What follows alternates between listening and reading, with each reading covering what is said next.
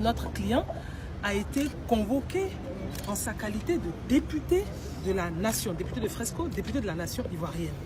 Donc, lorsqu'il a été interpellé, lorsqu'il s'est rendu d'abord à la convocation donc, de la gendarmerie, il était revêtu effectivement de son écharpe. Quand il a été interpellé, il y est allé avec son écharpe. Il arrive au procès, bon, pour nous, parallélisme des formes, il porte son écharpe. On lui demande de l'enlever, c'est une observation qui n'est basée sur aucun texte de droit, je le rappelle. Et le président du tribunal décide d'une suspension d'audience, il revient après cette suspension pour nous dire effectivement qu'il préfère que notre client retire son écharpe. Et pour ne pas en faire une polémique, il a décidé de se plier, d'obtempérer. Il a dit, bon, ok, d'accord, très bien, je retire. Nous, avocats, déposons des exceptions qui étaient écrites, n'est-ce pas?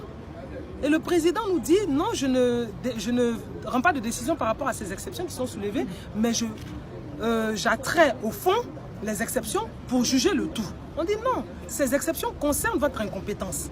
Donc nous, on ne peut pas aller au fond.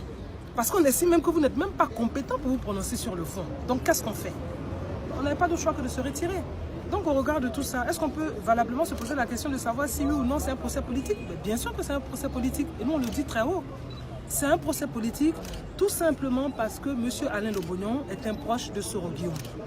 Parce qu'Alain Lobognon s'est prononcé contre la tentative de vouloir faire un troisième mandat du président de la République, ce que nous nous refutons absolument, parce que la constitution de la République de Côte d'Ivoire, cette constitution ne lui donne pas le droit de faire un troisième mandat.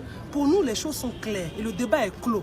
À la limite, même, on n'a même pas besoin d'argumenter plus que de raison sur ces questions-là, parce que la Constitution est très claire, elle est fermée. Et je rappelle que le président de la République, au moment de l'adoption de cette Constitution, a dit « Mais je ne suis pas concerné par la Constitution, donc vous pouvez la voter, ça ne me concerne pas. » Donc il ne peut pas par derrière venir nous dire « Non, je peux fouler mes principes au pied, et si le pays, si la situation politique le requiert, je vais me présenter un troisième mandat. » Non.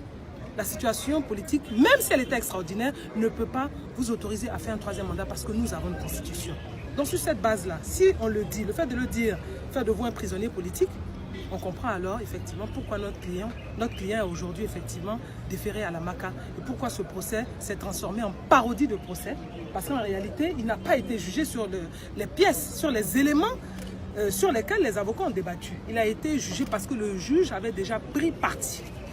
Donc, déséquilibre dans la conduite de l'audience. C'est ce que nous constatons.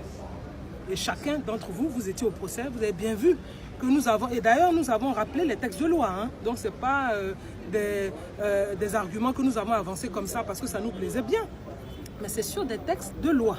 La loi de 2005, en tant qu'ancien membre du gouvernement, en tant que député, il y a eu une décision qui a été prise par le bureau de l'Assemblée nationale, présidée par le président lui-même, c'est-à-dire Guillaume Soro, qui a demandé la suspension des poursuites. Cette fois, on ne défère pas, je ne dirais pas déférer parce que c'est un terme juridique, on ne va pas dans le sens de la décision qui a été rendue par le bureau de l'Assemblée nationale, mais plutôt de dire non, on continue les poursuites.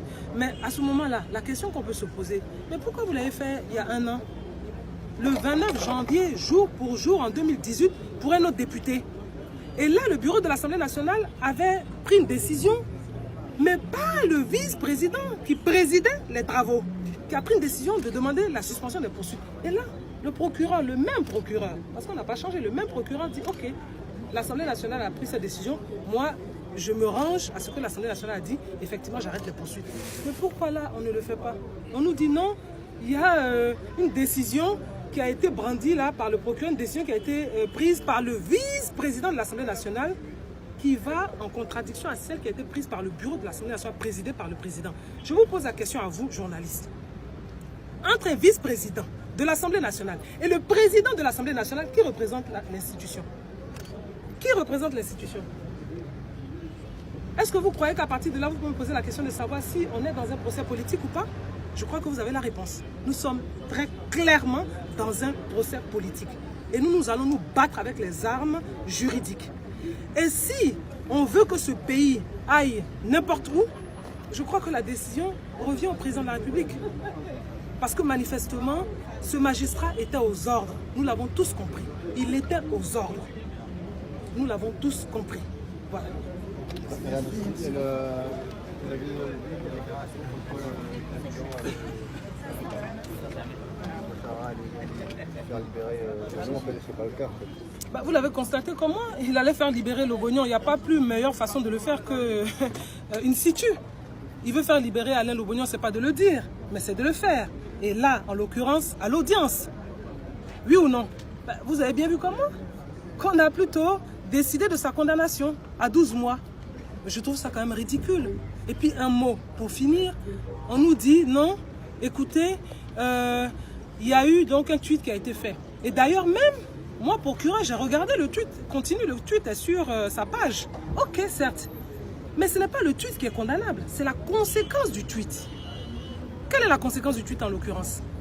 Puisque justement le tweet est toujours sur sa page. Le tweet a entraîné que le pays rentre en guerre. Le tweet a entraîné que les gens viennent devant le palais là pour dire machin. Non, enfin, arrêtons, arrêtons. Quand on veut noyer son chien, on l'accuse de la rage. C'est de ça qu'il s'agit. Donc nous avons tous constaté, malheureusement, que la démocratie